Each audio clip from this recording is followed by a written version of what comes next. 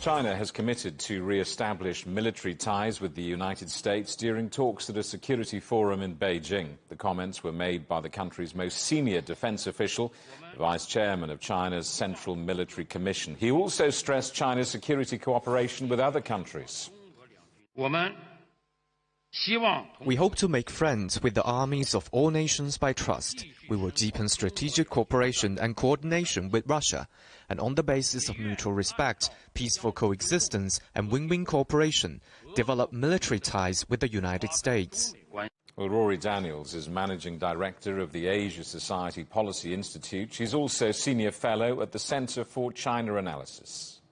From the U.S. perspective, I think the officials here in Washington would like to see this so that when problems and crises occur, they know exactly who to talk to on the Chinese side to manage escalation and hopefully to resolve those crises quickly and carefully. So I think this is a really important ask. What it looks like in practice is that the two sides will get together periodically and exchange their views on strategic issues broadly, but also on emerging and developing events in the Asia Pacific. This is a really important step to managing the relationship responsibly.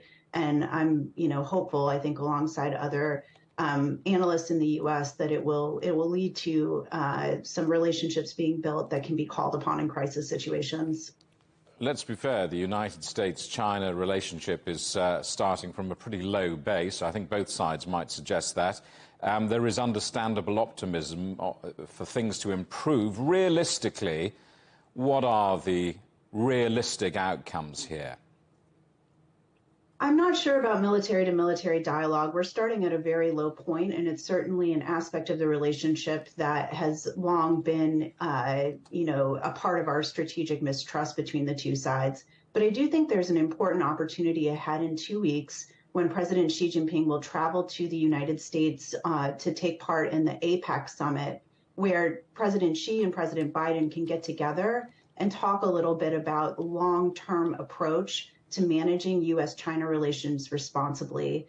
And when the two leaders get together and do that, it does send signals to the policy communities on both sides that it is appropriate and useful to have officials at lower levels work together to come to some of those concrete outcomes so that we can show our respective publics as well that there are benefits to these dialogues and that there are benefits to the two sides continuing to talk about their issues instead of managing them through, restrictions or other types of punitive measures. Progress or improvement in this relationship doesn't necessarily have to happen. It isn't necessarily the default. I mean, look into your crystal ball. How do you see the future of U.S.-China relations?